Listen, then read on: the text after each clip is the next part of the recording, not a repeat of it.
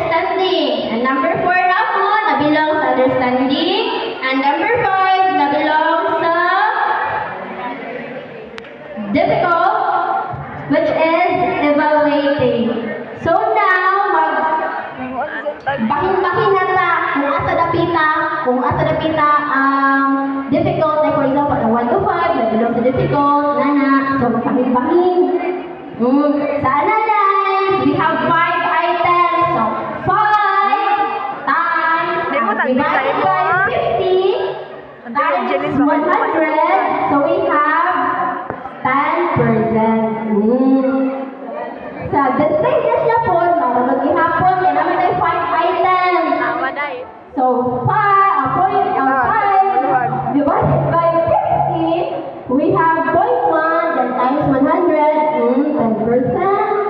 Then number 3, number 3 na belong sa easy, sa remembering. So, 1, 2, puto ko siya 10, slash lang, kaya na kasigo. So, 10, sa 50 na po, we have 20%. Sa number 4 na po. Ano ba sa understanding di ay? Ang number 3, pwede siya mabilang sa remembering at sa understanding. So, we have 20% of 20%. Then, number 4, nabilong siya sa easy. So, we have ilang items? 10. Divided by 50, sila man? We have 0.2 times 100, 20%.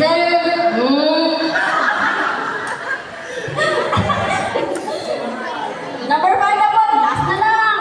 Number 5, nabilong siya sa difficult. Hindi rin na maglibog ang mga student, difficult. So 5, bakit ihapon? 5 divided by 50. So we have 0.1 times 100, so 10%. So overall, sa easy na atay, kita nito po, sa easy na atay 30 items, sa average na atay 15 items, sa difficult na atay 5 items. So pila man tanan? 15 number of total items. So, di na punta sa total.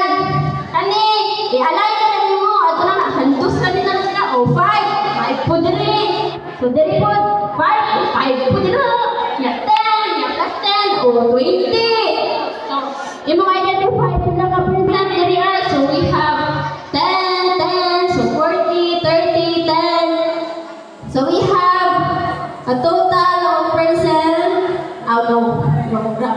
So, we have a total of 100%. Perfect. Iba rin sa okay. Thank you, ma'am. Congratulations. Fourth year, section B.